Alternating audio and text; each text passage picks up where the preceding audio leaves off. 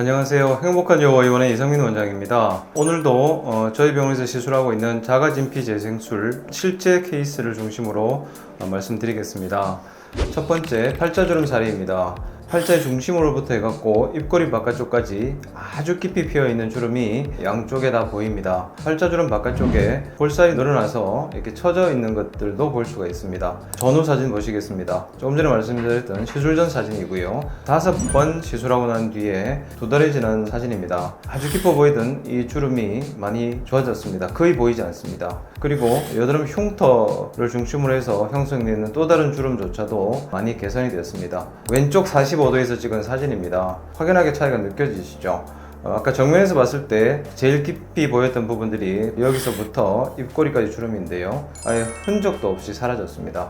반면 콧방울 위쪽에서부터 아래쪽까지 있던 주름은 다소 남아있어 보이긴 합니다. 이건 왜 그런가 하면요, 이게 처져 있기 때문인데요, 리프팅 시술을 해줬더라면 이 상부에 보이던 주름까지 완전히 없어졌을 텐데, 이 환자는 리프팅 시술을 원치 않으셔서 진피재생술만 시술했기 때문에 그렇습니다.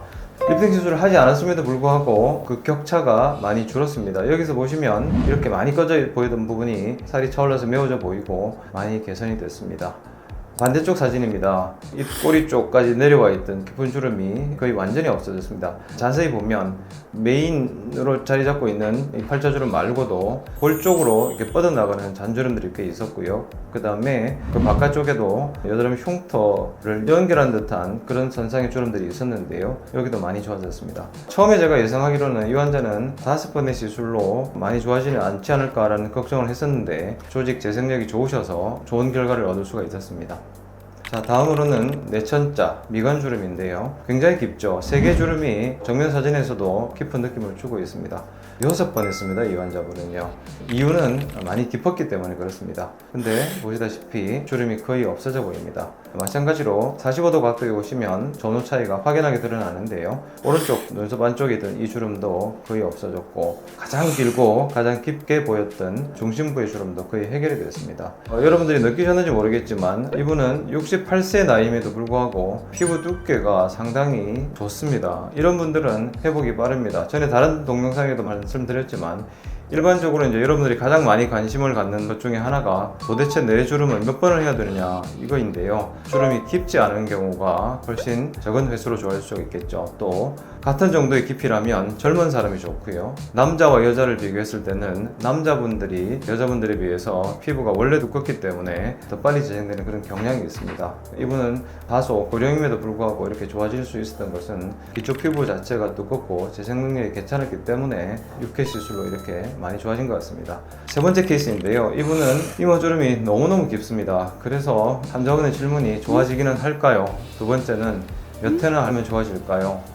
거기에 대한 제 답은 좋아지긴 할 것 같습니다. 횟수는 제가 알 수가 없습니다. 될 때까지 해보는 수밖에 없습니다. 저희 병원에서 일단은 5번씩 패키지를 해서 시술을 하는데 횟수가 많아지겠습니다. 그래도 하시겠습니까? 본인의 의지가 가장 강하셔서 시술하기를 하고 진행을 해봤습니다. 64세 남자분이십니다. 오른쪽 사진이 후사진인데요, 무려 14번 후에 1년 지난 이후에 찍은 사진입니다. 보시다시피 정말 될까 싶을 정도로 깊었던 이 주름이 되고 말았습니다. 왼쪽 45도에서 보시면 더 확연하게 알 수가 있습니다. 정말로 깊었던 이 주름들이 거의 깜짝같이 좋아졌습니다. 일반적으로 남자분들의 이마주름이나 미간주름을 치료할 때 제가 가장 애를 먹는 부분 중에 하나가 뭐냐면, 주름 선상에 모공이 많이 있다는 겁니다. 모공이 있으면 주사 약물이 상당량이 뿜어져 나와 버립니다. 그렇게 되면 아무래도 효과가 덜할 텐데요, 이분도 그런 과정을 많이 겪었습니다. 하지만 제가 이 진피재생술을 오래 또 많은 케이스를 시술하면서 생긴 노하우를 바탕으로 해서 제 나름대로의 테크닉을 이용해서 꼼꼼하게 조사한 결과 이런 좋은 결과를 얻을 수가 있었습니다. 시술 전에 보였던 미간주름도 거의 없어진 걸 알 수가 있습니다. 이 부위도 이마를 진행하면서 효과를 보고 난 이후에 환자분이 믿음을 갖고 동시에 시술을 해서 미간주름 같은 경우에는 5번 정도로 깔끔하게 없어진 편입니다. 오른쪽 45도에서 찍은 사진입니다. 이쪽에 있던 이 깊은 주름도 거의 없어졌고요. 그 다음에 이렇게 깊었던 이 부분, 그 다음에 세로로 생겨있던 이 부분, 중간부터 아래쪽으로 흘러와 있던 이 주름, 이쪽도 꺼져 있던 부분들이 거의 개선이 됐습니다.